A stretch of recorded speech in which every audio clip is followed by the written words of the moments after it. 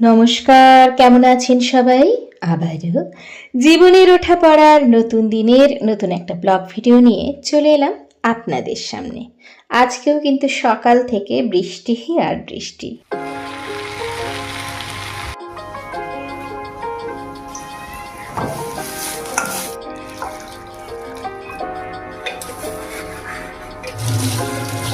দেখো এদেরকে দেখো,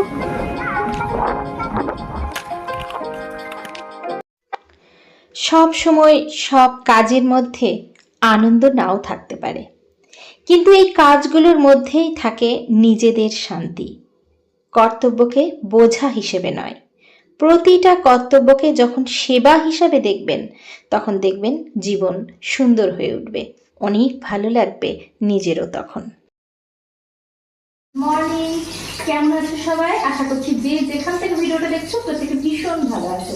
আজকে কিন্তু রান্নাঘর থেকে ভিডিওটা শুরু করলাম। তো আজকেও রীতিমতো পুজো দেওয়া হয়ে গেছে, বড় দিদি পুজো দিয়ে দিয়েছে। আর এখন ওদের বায়না হচ্ছে যে চাউমিন খাবো। প্রথমে বলেছিল ম্যাগি খাবো, তো আমি বললাম ঘরে ম্যাগি নেই। তারপরে হলো পাস্তা খাবো। আমি বললাম আজকে শনিবার, কাজেই পাস্তা যদি হয় তাহলে কিন্তু সেরকম মশলা দেওয়া যাবে না। ওদিকে আমি কড়াইটা না বসিয়ে দিয়েছি, ওই জন্য আওয়াজ পাচ্ছ হয়তো। আর এদিকে কাটাকুটিগুলো করে নিচ্ছি। আর এখন এমনই হচ্ছে, ঘুম থেকে উঠে প্রত্যেক দিন একই একটা ভালো টিফিন চাই, একটা ভালো টিফিন করে দাও, একটা ভালো টিফিন করে দাও। তার জন্য আমি কি করছি, চলো পুজো টুজো দেওয়ার পরে, মানে বড় বেটুই এখন পুজো দিচ্ছে, একটা ভালো টিফিনটা আগে করে দিচ্ছি। ভাতের সময় কোনো ঝোঁক হচ্ছে না, কিন্তু টিফিনের সময় ওদের ভালো টিফিন চাই। এবার ভালো টিফিন মানে কি, এখন চাউমিন ম্যাগি খাবে। চলো আমি ওর জন্য বললাম চাউমিন করে দিচ্ছি। আর আমার চাউমিন মানে সব সবজি যাবে, তারপরে আবার নিরামিষ। জানি চাউমিন ম্যাগি এগুলো কিন্তু খাওয়া ভালো নয়, কিন্তু তা সত্ত্বেও করে দিচ্ছি, যেহেতু আপনাদের দাদা বাড়িতে নেই আর বাচ্চারা ঝোঁক করছে, তার জন্য কিছু টুকটাক ঝোঁক পূরণ করার চেষ্টা করি। কখনো কখনো, সবসময় যে ঝোঁকটা পূরণ করতে হবে এমন কোনো মানে নেই। আসলে আমাদের গৃহিণীদের কখন যে দিনটা শুরু হয় আর কখন যে দিনটা শেষ হয় সেটা কিন্তু আমরা নিজেই জানি। চাউমিন একদম নিরামিষ, কিন্তু খেতে ভালোই হবে, কারণ অনেকটা টমেটো দিয়েছি, বলতে পারেন টমেটো চাউমিন। টমেটো চাউমিন কিন্তু ভীষণ ভালো লাগবে। আমার মনে হলো রসুন ফোড়ন দিয়ে তারপরে টমেটো বেশি করে দিয়ে টমেটো চাউমিন দারুণ ভালো লাগবে, কিন্তু আজকে তো রসুন টসুন দেবো না। যাই হোক, হয়ে গেছে, চলুন খেয়ে নিই। ওদেরকেও খেতে দিয়ে দিই। এই চলে আসবে, খাবার হয়ে গেছে বাবা। তো এই যে রেডি হয়ে গেছে, আর আমরা তিনজনে মিলেই এখন একসাথে বসে খেয়ে নেব।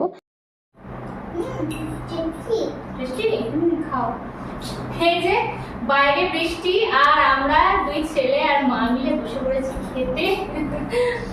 তো এখন এই যে বৃষ্টি দেখতে দেখতে খাওয়ার মজাটাই কিন্তু আলাদা। আর ভালো জোরে হাওয়া হচ্ছে।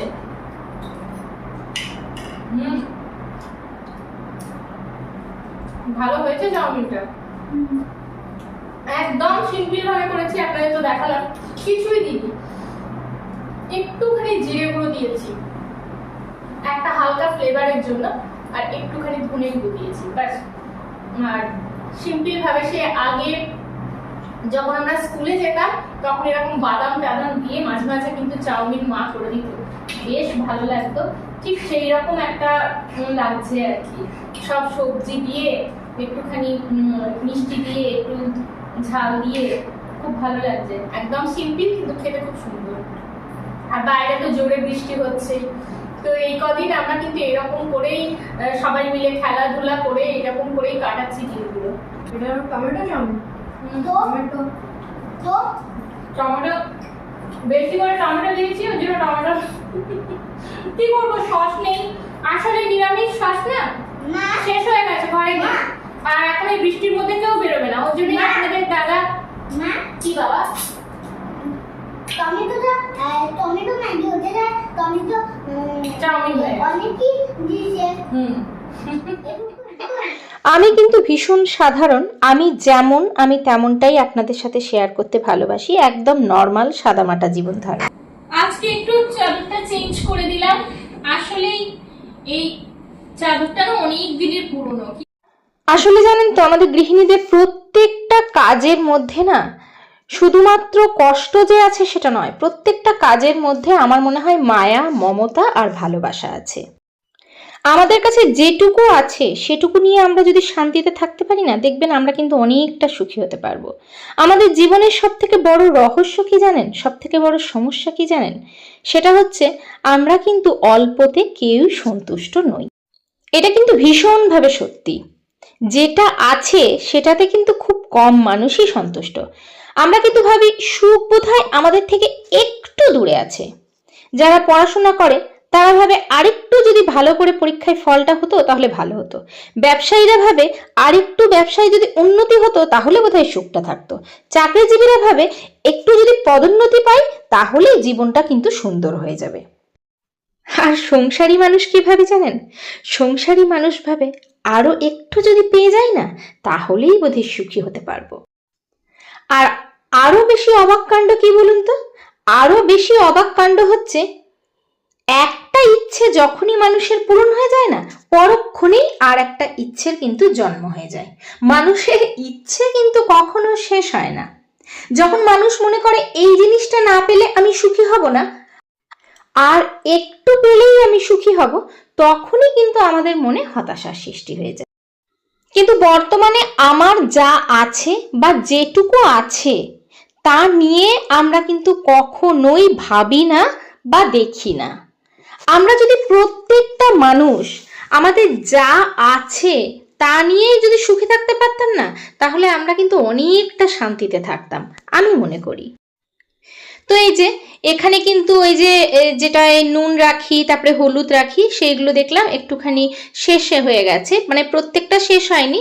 নুন রাখারটা ঠিক আছে, কিন্তু হলুদের জারটা শেষ হয়ে গেছে, আর ছোট যে নুনের পাত্রটা ছিল সেটা শেষ হয়ে গেছে, আর একটু আচার ঢেলে রাখি সেটাও শেষ হয়ে গেছে। তো তিনটেকেই একসাথে আমি ধুয়ে ফেললাম।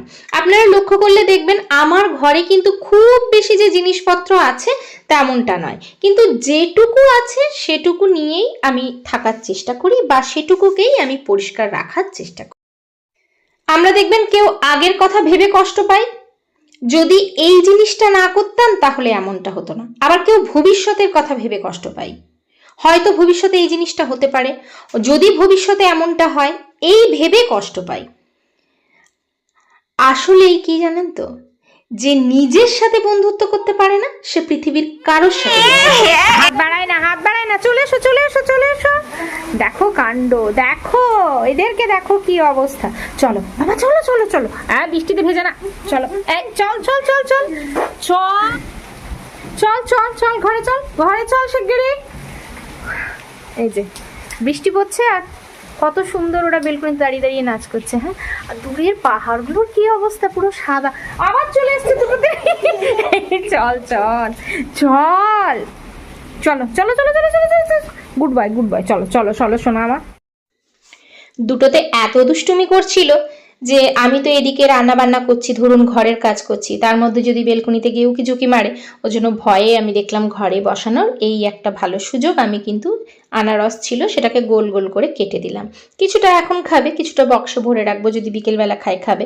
আর এরকম গোল গোল করে কেটে দিলে না ওরা বেশ ভালো খায়। আর এদিকে দেখলাম বড়ার ঝোলটাও হয়ে এসছে, পেঁপে আলু দিয়ে একদম খুব হালকা পাতলা একটা ঝোল করেছি।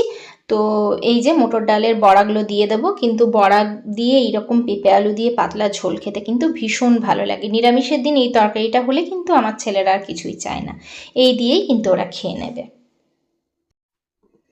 তো এই যে এই সাদামাটা একটা সামান্য ঝোল তরকারি দিয়ে কিন্তু আমার ছেলেরা খেয়ে নেবে, কারণ আমি এটা ওদেরকে শিখিয়েছি যে এটা দিয়েই খেতে হবে। এই খেতে আয় খেতে আয়। জানেন তো আমাদের প্রত্যেকেরই দরকার নিজের সাথে একটুখানি সময় কাটানো, দেখবেন অনেকটা ভালো লাগবে, জানেন তো। প্রচন্ড হাওয়া দিচ্ছে, প্রচন্ড। এখানে এই যে ওরা খেলছে ওদের মতো। আমাদের জীবনে যত সমস্যা থাকুক না কেন, নিজের কর্তব্যকে ভালোবাসতে শিখলে আমরা কিন্তু অনায়াসে এগিয়ে যেতে পারি, আর কোনো কাজেই কিন্তু তখন কষ্ট লাগে না। দেখবেন ঘরের কাজগুলো আনন্দে।